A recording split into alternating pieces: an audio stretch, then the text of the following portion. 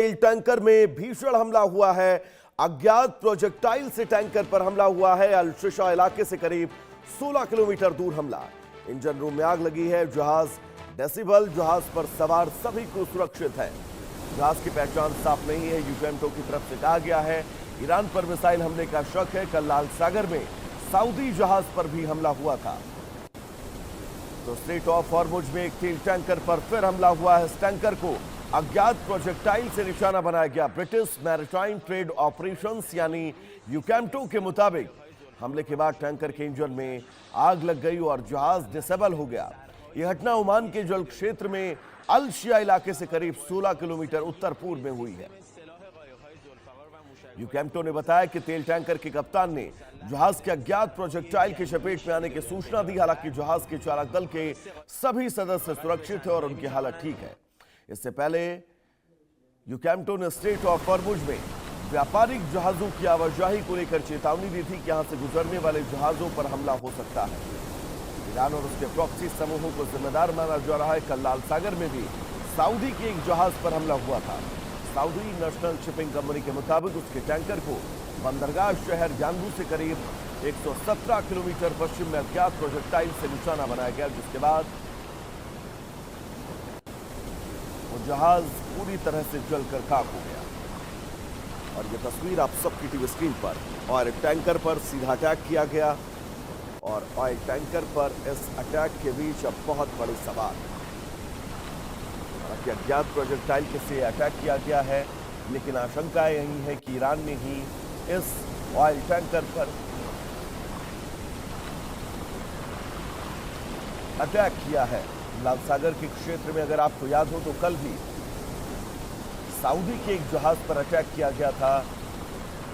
तो ऐसे में कुल मिलाकर ये कहा जा सकता है कि यमन में एक तरफ हूती विद्रोही, दूसरी तरफ ओमान के इस तट पर इस जहाज पर हुआ हमला, जिसका सीधा शक ईरान पर है। तो इन स्थितियों के बीच का ये समझा जाए कि मुस्लिम नेटो मक्का समझौता हुआ, वो समझौता और उन समझौते में शामिल 3 देशों के लिए बड़ी चुनौती है, क्योंकि एक तरफ आसिम मुनीर इस वक्त तेहरान में है और तेहरान में उनकी मौजूदगी का होना, ईरान का इन तमाम शिप्स पर दोबारा अटैक करना, इन तमाम तेल जहाज़ों पर दोबारा अटैक करना, ये अपने आप में एक पहेली के तौर पर देखा जा सकता है।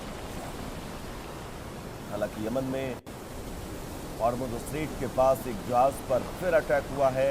अज्ञात प्रोजेक्टाइल ने इसके सीधा इंजन रूम पर अटैक किया और उसके बाद इंजन रूम देखते ही देखते आपके गोले में तब्दील हो गया। और ये तस्वीर आप सबकी टीवी स्क्रीन पर।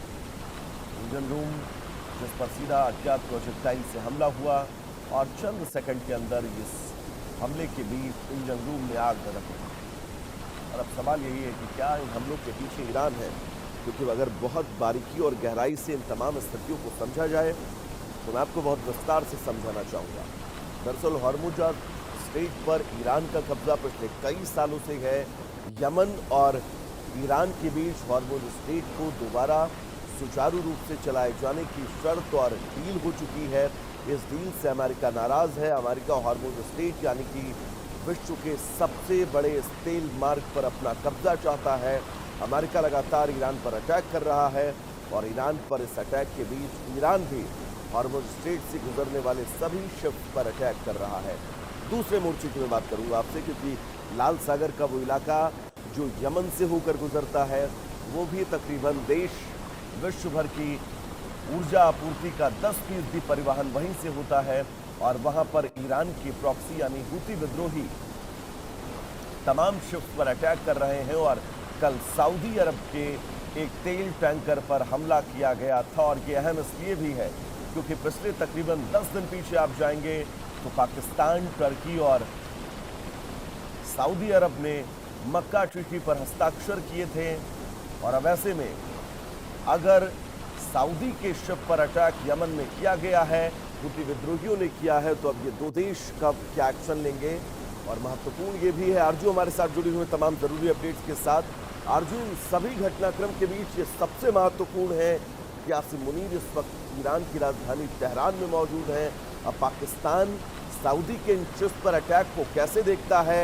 क्या मक्का ट्रीटी जिसमें समझौता हुआ था कि हमला अगर आप पर होगा तो हम आपको सुरक्षा देंगे, लेकिन पाकिस्तान क्या करेगा ये महत्वपूर्ण। अर्जुन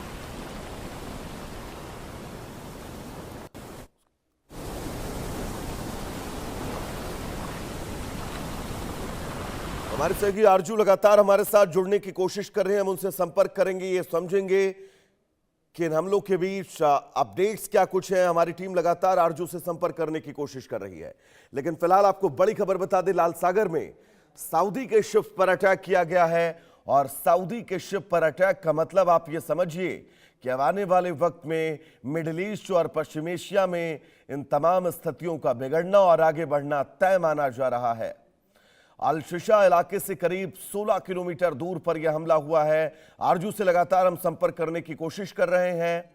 अपडेट्स क्या है आरजू हमारे सहयोगी आप तक पहुंचाएंगे, लेकिन फिलहाल बड़ी खबर इस बीच और बहुत अहम तस्वीर। इन तस्वीरों के जरिए आप समझिए कि इस वक्त स्थितियां, ग्राउंड रियलिटी क्या है मिडिल ईस्ट और पश्चिमी एशिया में। इन हालातों के बीच आप ये समझिए, क्योंकि सऊदी के शिप पर अटैक किया जाना यमन के हूती विद्रोहियों के द्वारा, वही हूती विद्रोही हैं जो ईरान की प्रॉक्सी हैं, और इस युद्ध का दायरा बढ़ना लगभग तय है। तो चलिए आगे